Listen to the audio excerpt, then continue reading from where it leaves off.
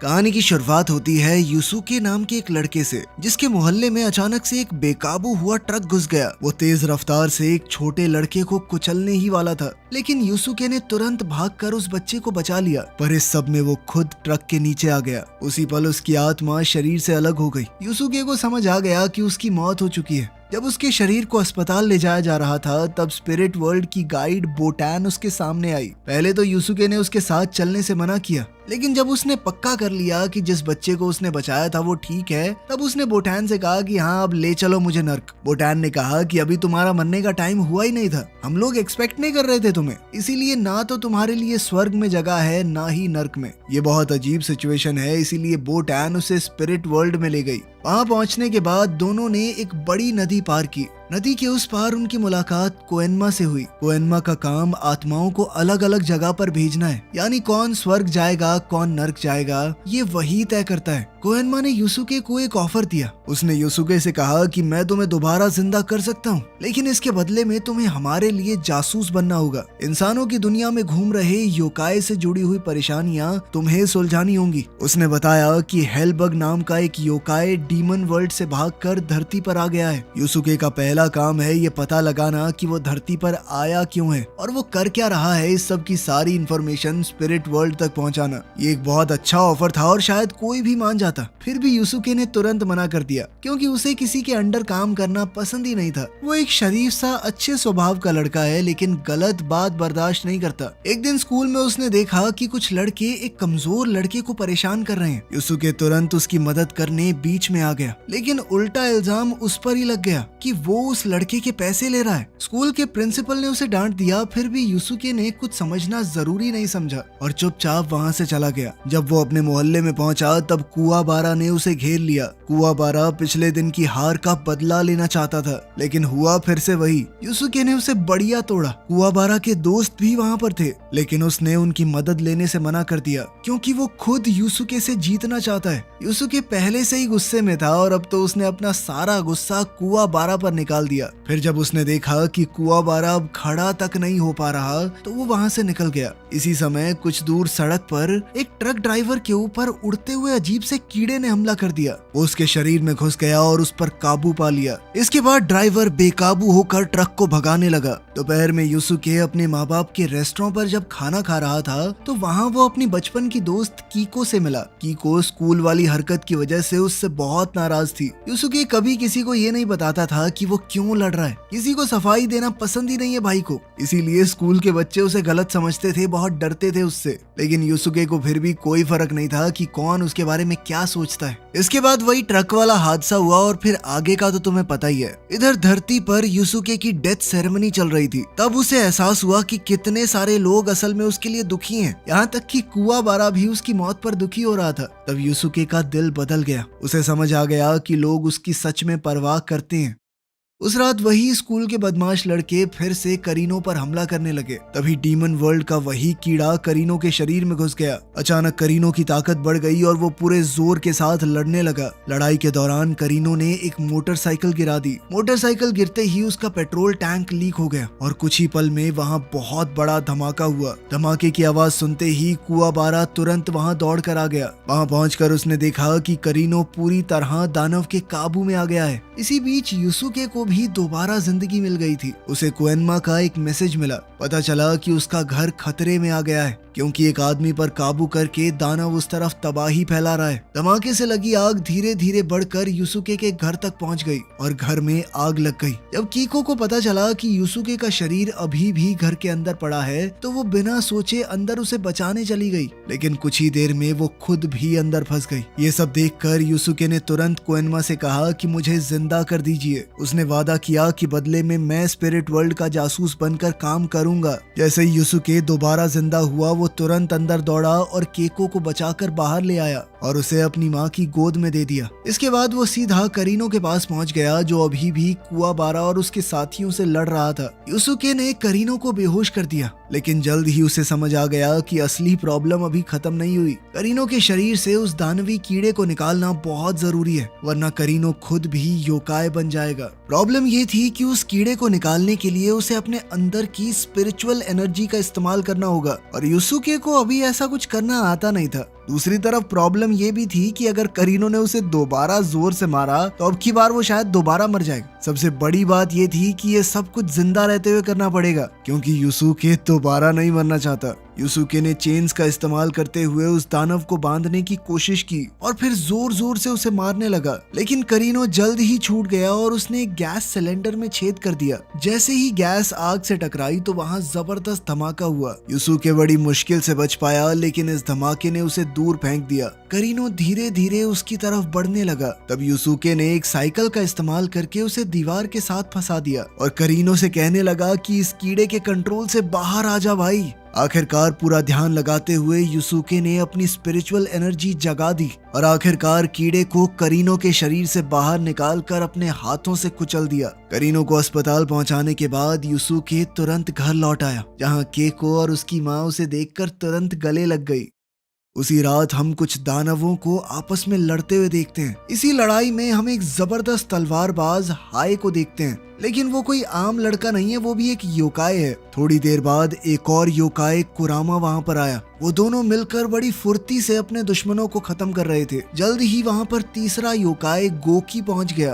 तीनों ने मिलकर स्पिरिट वर्ल्ड से 3 बहुत शक्तिशाली खजाने चुरा लिए। जब कोएनमा को इस बात का पता चला तब उसने तुरंत यूसुके को उसका अगला काम दिया। साथ ही उसने यूसुके को लड़ाई के लिए तैयार करना शुरू किया, ताकि अगर वो किसी योकाय से लड़े तो उसका मुकाबला कर तो पाए। यूसुके को सबसे पहले एक जरूरी टेक्निक सीखनी होगी, जिसे रेगान कहा जाता है। इसमें वो अपनी पूरी स्पिरिचुअल एनर्जी को उंगली के छोर पर जमा करेगा। इससे एक जोरदार हमला किया जा सकता है, लेकिन बेचारा यूसुके बार बार कोशिश करने के बाद भी नाकाम हो जाता। इसी दौरान कोएनमा ने देखा कि गोकी नाम के उस योकाय ने जो बॉल चुराई थी उसका इस्तेमाल करके वो बच्चों की आत्माओं को बंद कर रहा है। अगर उसे जल्द नहीं रोका गया तो वो उन्हें खा जाएगा। यूसुके और बोटान ने पूरे शहर में उसे ढूंढने की कोशिश की, लेकिन बोटान उसकी नेगेटिव एनर्जी को भांप ही नहीं पा रही थी। उसे शक था कि गोकी ने अपनी ताकत छुपा ली है। दोपहर के समय यूसुके की नजर कुछ बच्चों पर गई, जो बिना किसी बात के अचानक बेहोश होकर गिर गए। उसने तुरंत एक आदमी को देखा जो हाथ में एक गोला लिए वहाँ से जा रहा था। जैसे ही गोकी को पता चला कि यूसुके उसका पीछा कर रहा है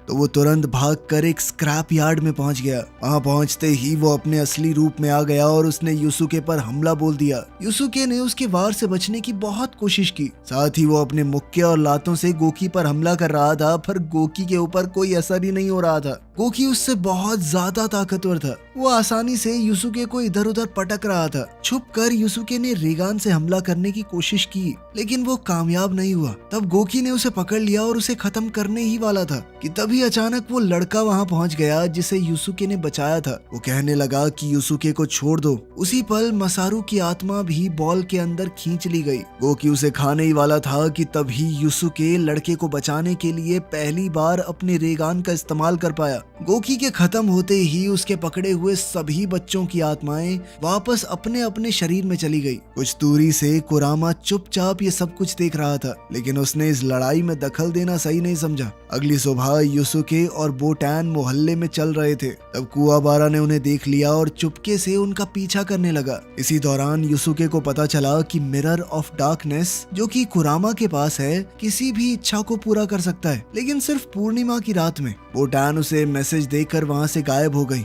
और कुआबारा ये देखकर बिल्कुल शॉक हो गया। कुछ देर बाद यूसुके की मुलाकात कुरामा से हुई। उसका पीछा करते हुए अस्पताल तक पहुंच गया। वहां उसे पता चला कि कुरामा अपनी बीमार माँ से मिलने आया है। कुरामा ने बताया कि वो शीशे का इस्तेमाल किसी गलत काम के लिए नहीं करना चाहता, अपनी माँ को ठीक करना चाहता है बस, और फिर शीशा वापस कर देगा। यूसुके को तब समझ आया कि सारे योकाई बुरे नहीं होते। आज पूर्णिमा की रात थी। बोटान ने बताया कि उस शीशे के इस्तेमाल से विश तो पूरी हो जाएगी, लेकिन वो शीशा बदले में तुम्हारी जिंदगी ले लेगा। ये सुनकर यूसुके समझ गया कि ऐसे तो कुरामा मारा जाएगा। उसे रोकने के लिए तुरंत अस्पताल की तरफ भागा। कुआबारा भी उसके साथ आ गया और उसने बताया कि मैं अब योकाई के बारे में सब कुछ जानता हूँ, तुम्हारा पीछा कर रहा हूँ 2 दिन से। तब तक कुरामा अपनी इच्छा मांग चुका था। उसने अपनी माँ की जिंदगी के बदले में खुद को न्यौछावर कर दिया था। ये देखकर यूसुके तुरंत अंदर घुस गया। उसने कुरामा को बचाने के लिए कहा कि मैं भी अपनी आधी जिंदगी ऑफर करता हूँ। यूसुके और कुरामा आधी आधी जिंदगी देकर वापस इंसानों की दुनिया में लौट आए।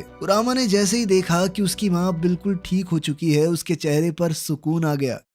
दूसरी तरफ हाय नाम के उस तलवारबाज ने एक बेहद कीमती टीयर स्टोन चुरा लिया। ये स्टोन बहुत रेयर था क्योंकि ये सिर्फ युकीना नाम की लड़की के आंसुओं से बनता था। उसने ये चोरी तुरुकाने नाम के एक बिलियनियर से की थी, जिसको जब ये बात पता चली तो वो बहुत गुस्से में आ गया। उसने अपने डीमन साथी साकियो को इस बारे में बताया। साकियो ने कहा कि कोई बात नहीं, मेरे आदमी युकीना को पकड़कर तुम्हारे घर ही ले आएंगे, वहाँ उसे रुलाते रहेंगे, टीयर स्टोन कमाते रहेंगे। इसी बीच यूसुके को एक नया मिशन दिया गया। उसे कुमा स्वॉर्ड को वापस लेकर आना है जो कि हाय ने चुराई थी। कोएनमा ने बताया कि ये तलवार अपने मालिक को जो ताकत चाहिए वो दे देती है, इसीलिए तुम्हें उसका सामना बहुत सावधानी से करना होगा। कुछ दिनों बाद जब यूसुके का सामना हाय से असलियत में हुआ, उसने सीधा हमला कर दिया, लेकिन हाय उसके हर एक अटैक से बहुत आसानी से बच जाता। उसे तो तलवार निकालने की जरूरत तक नहीं पड़ी। उसने समझ लिया कि यूसुके अभी भी मुकाबला करने लायक नहीं है। उसने यूसुके को बुरी तरह हरा कर कहा कि जान निकल जाए यहाँ से, थोड़ा सीख के आ लड़ना।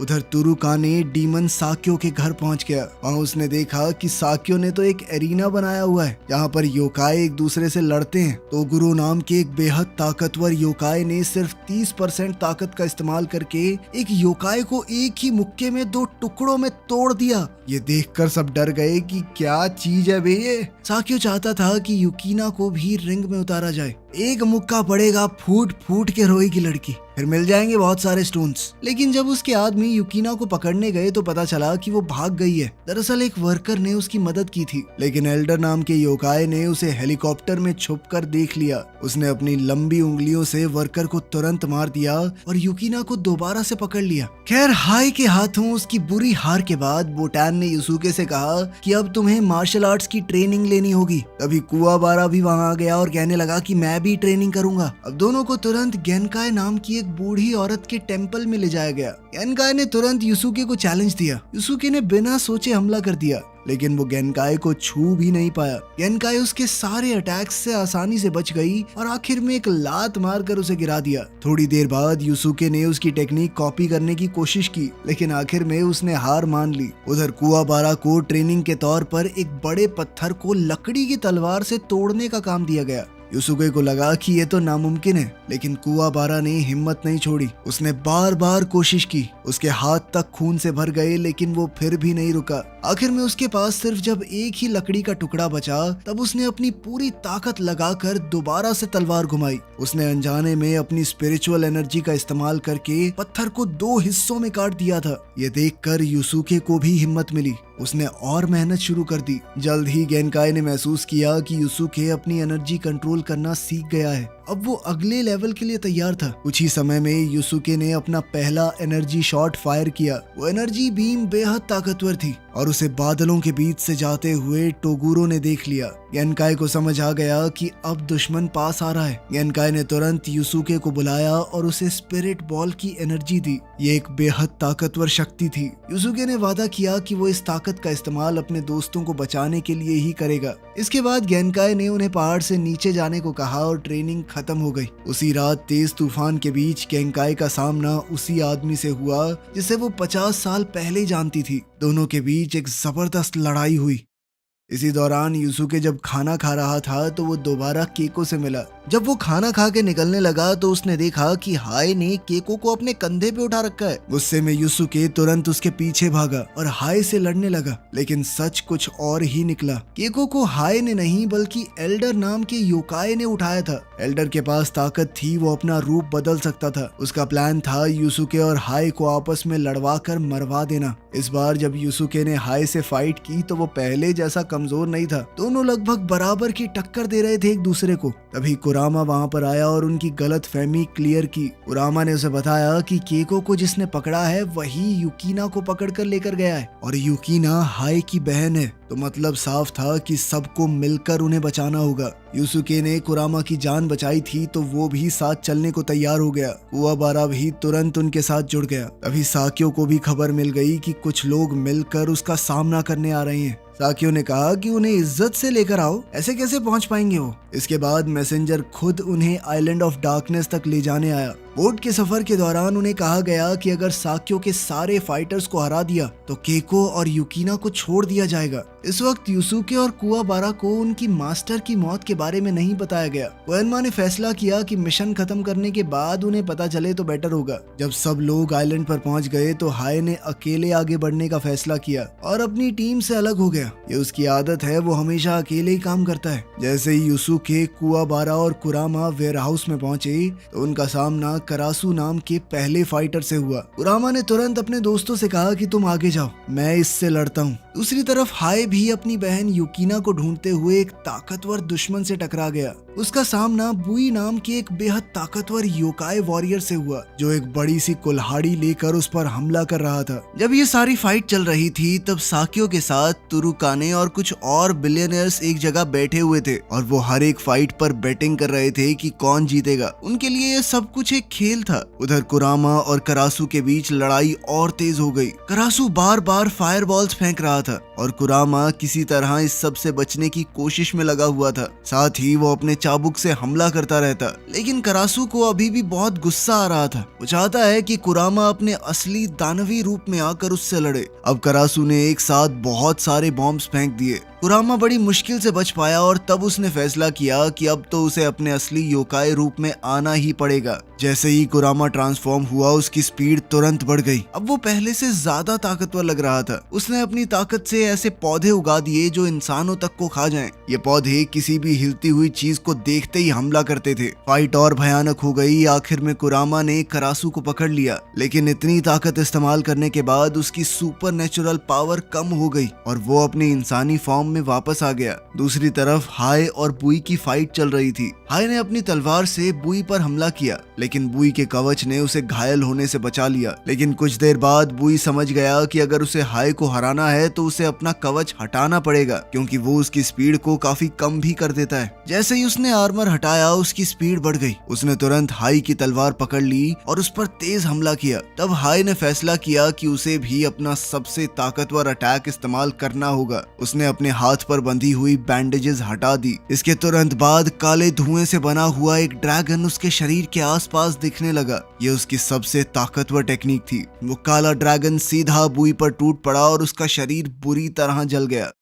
उधर केको, जिसे अभी तक पता ही नहीं था कि यूसुके उसे बचाने आइलैंड पर आ चुका है, उसने खुद बचकर निकलने का प्लान बनाया। उसने गार्ड को पागल बनाने के लिए बीमार होने का नाटक किया। जैसे ही गार्ड सेल खोलकर अंदर आया तो केको ने तुरंत उस पर हमला कर दिया। गार्ड को बेहोश करने के बाद केको वहां से निकलने की कोशिश करने लगी। उसने अपने सेल से निकलकर तुरंत युकिना को भी छुड़वा दिया और दोनों मिलकर वहां से निकलने की कोशिश करने लगे। दोनों धीरे धीरे रास्ता ढूंढते हुए बाहर की तरफ बढ़ने लगे। वो जानती थी कि बाहर निकलना आसान नहीं होगा, लेकिन हिम्मत नहीं छोड़ी। उधर यूसुके और कुवाबारा कालकोठरी के अलग अलग हिस्सों में केको को ढूंढ रहे थे। दोनों ने फैसला किया कि अगर वो अलग अलग होकर ढूंढेंगे तो जल्दी मिल सकती है वो। कुछ देर बाद कावाबुरा को केको और युकिना दोनों मिल गई। जैसे ही उसने युकिना को देखा वो तुरंत उस पर फिदा हो गया। उसने एकदम हीरो के अंदाज में कहा कि मैं तुम्हें बचाने यहाँ पर आया हूँ, कोई तुम्हें उंगली भी नहीं लगा पाएगा सेनोरिटा। केको को उसका ये अंदाज देखकर थोड़ी सी हंसी आ गई। दूसरी तरफ कुरामा और करासु की लड़ाई में करासु लगातार एक्सप्लोजन्स कर रहा था और कुरामा हैरान था कि ये रुक क्यों नहीं रहा, पर फिर भी वो चुपचाप अपने प्लान के हिसाब से चलता रहा। फाइट के दौरान कुरामा ने गुलाब की डाली से करासु के हाथ को छेद दिया। उस चोट के साथ ही एक मौत का बीज उसके शरीर के अंदर चला गया। धीरे धीरे उस बीज की जड़ें उसके अंदर फैल रही थी। थोड़ी देर बाद वो जड़ें उसके शरीर को अंदर से तोड़ने लगी और उसके दिल को पूरी तरह बर्बाद कर दिया, जिसके साथ ही करासु अचानक से नीचे गिर पड़ा। उधर हाय ने भी बुई को हरा दिया था। इन दोनों ताकतवर दुश्मनों के गिरने के बाद साक्यो ने कहा कि अब असली शो शुरू होने वाला है। इसी बीच कुवाबारा, केको और युकिना एग्जिट ढूंढ रहे थे, लेकिन उन्होंने गलती से एक खतरनाक राक्षसी जानवर को आजाद कर दिया। वो बड़ा और खतरनाक क्रीचर तुरंत उनके पीछे भागने लगा। खुद को बचाने के लिए उन्हें उसका ध्यान भटकाना जरूरी था। कुवाबारा उसके सामने खड़ा हो गया और उसे रोकने लगा, जबकि केको ने पास के सिक्योरिटी लॉक्स चालू कर दिए। जैसे ही दरवाजे बंद होने लगे कुआबारा तेजी से भागा और ऐन मौके पर दरवाजे के नीचे से निकलकर दूसरी तरफ पहुंच गया, जबकि मॉन्स्टर वहीं बंद होकर रह गया। लेकिन जैसे ही उसने सोचा कि सब कुछ ठीक हो गया है, तभी एल्डर आ गया। कुआबारा ने तुरंत एक लोहे की रॉड उठाकर उस पर हमला किया, लेकिन एल्डर का शरीर बहुत अजीब था। उसे कितना भी मार लो वो खुद से ठीक हो जाता है। उधर यूसुके मैंशन के अंदर दौड़ते हुए एरिना तक पहुंच गया। वहां साक्यो ने उसे कहा कि अगर तुमने तोगुरो को भी हरा दिया तो मैं दोनों लड़कियों को आजाद कर दूंगा। फाइट शुरू होने ही वाली थी कि तभी एक वर्कर दौड़ता हुआ आया और उसने बताया कि इंसानों और राक्षसों की दुनिया को जोड़ने वाला पोर्टल खुल गया है। तोगुरो ने यूसुके से सीधा कहा कि मैं अपनी पावर बिल्कुल भी नहीं रोकने वाला, 100 की 100% इस्तेमाल करूंगा। उसने तुरंत बहुत ताकतवर हमले शुरू कर दिए। यूसुके को कई जोरदार लातें लगी, फिर भी वो गिरा नहीं। एक बेहद ताकतवर मुक्के से टोगुरो ने एरिना का फ्लोर ही तोड़ दिया। उस झटके से एक लैंप पोस्ट गिर गया और सीधा उस जगह तक पहुंच गया जहां पर अमीर लोग बैठे थे। ये देखकर तारुकाने और बाकी लोग डर के मारे आइलैंड छोड़कर भागने लगे। भागते वक्त तुरुकाने कालकोठरी में युकीना को ढूंढने लगा, लेकिन वहां उसका सामना उसी बड़े से खूंखार जानवर से हुआ जिसने उसे तुरंत खा लिया। उसकी कहानी यहीं खत्म। उधर केको ने देखा कि कुआबारा फिर से खतरे में है। उसने एल्डर का ध्यान भटकाने के लिए एक चीज उसकी तरफ फेंकी। अब एल्डर का टारगेट कीको बन गई। जैसे ही एल्डर उस पर हमला करने वाला था, कुआबारा ने अपनी स्पिरिचुअल एनर्जी वाली तलवार बनाई और एल्डर के शरीर को टुकड़ों में काट दिया। लेकिन वो फिर भी दोबारा ठीक हो गया और उसने पलटवार करते हुए कुआबारा के कंधे को छेद दिया। इसी वक्त कोएनमा ने देखा कि पोर्टल से बहुत सारे दानव निकल रहे हैं। उन्हें रोकने के लिए उसने आइलैंड ऑफ डार्कनेस के चारों तरफ एनर्जी शील्ड बना दी। लेकिन अगर पोर्टल और बड़ा होता गया तो शील्ड ज्यादा देर तक नहीं टिक पाएगी। कोएनमा तुरंत साक्यो के पास गया और उससे पूछा कि तुम चाहते क्या हो। साक्यो ने सीधा जवाब दिया कि मैं इस प्लैनेट को बिल्कुल वैसा ही बनाना चाहता हूँ जैसा ये पहले हुआ करता था। तुमने पोर्टल बना के इंसानों और दानवों को अलग किया है, पहले सब यहीं रहते थे। एक बड़ी मेटल की जाली का टुकड़ा यूसुके पर गिरने ही वाला था, तभी हाय वहां पहुंच गया और उसे अपनी तलवार से 2 टुकड़ों में काट दिया। थोड़ी देर बाद कुरामा भी वहां आ गया और अब तीनों साथ खड़े हैं। उन तीनों को देखकर साक्यो ने एक शर्त रखी। उसने कहा कि अगर तुम लोग जीत गए तो मैं पोर्टल बंद कर दूंगा, और अगर तोगुरो जीत गया तो कोएनमा को दोनों दुनिया के बीच वाला बैरियर हटाना पड़ेगा। कोएनमा ने कहा कि मुझे तुम्हारे ऊपर भरोसा नहीं है, तुमने अभी बंद कर दिया, बाद में दोबारा खोल दिया पोर्टल फिर। इस पर साक्यो ने कहा कि तुम मुझे खुद नर्क छोड़ कर आना, ठीक है। अब यूसुके, हाय और कुरामा तीनों ने मिलकर तोगुरो पर हमला किया, लेकिन तोगुरो इतना ताकतवर था कि उसने तीनों को नीचे गिरा दिया। वो यूसुके को खत्म करने ही वाला था कि तभी कुरामा और हाय ने मिलकर उसे पकड़ लिया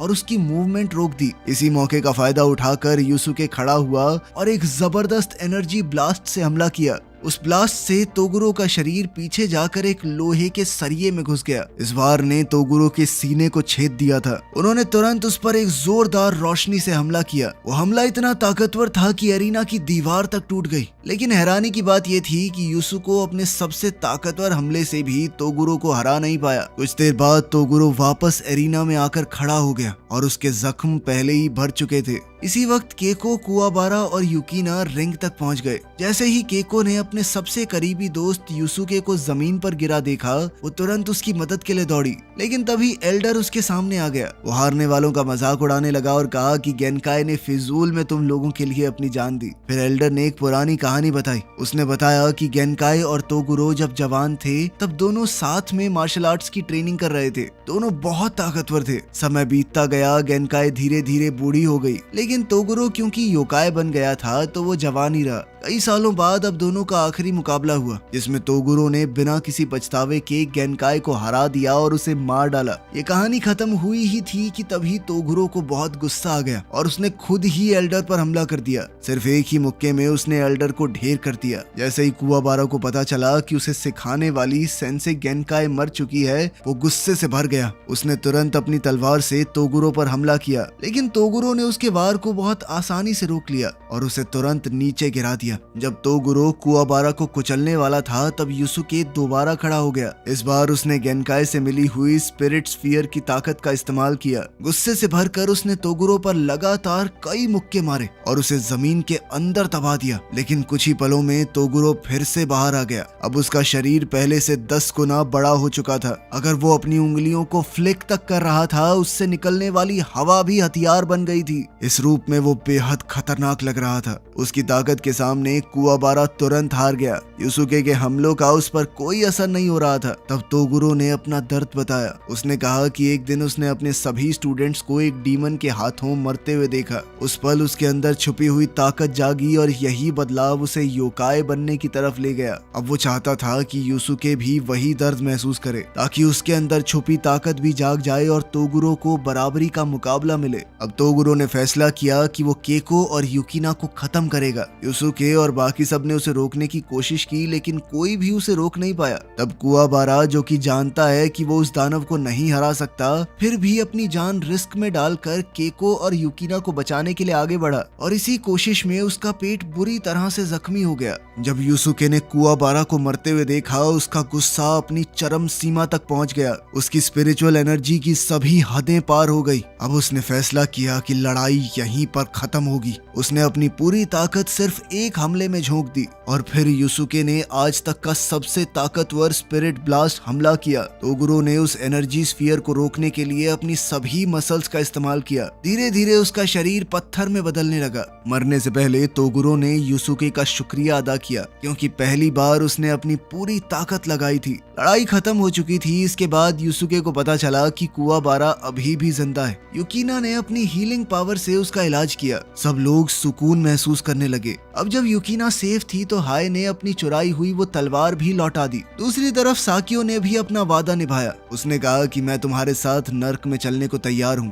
साथ ही पोर्टल को बंद करके जितने डीमन आजाद हुए थे सबको वापस उनकी दुनिया में भेज दिया गया। वीडियो पसंद आई तो लाइक कर देना, चैनल को सब्सक्राइब कर लेना। मिलते हैं अगली वीडियो में।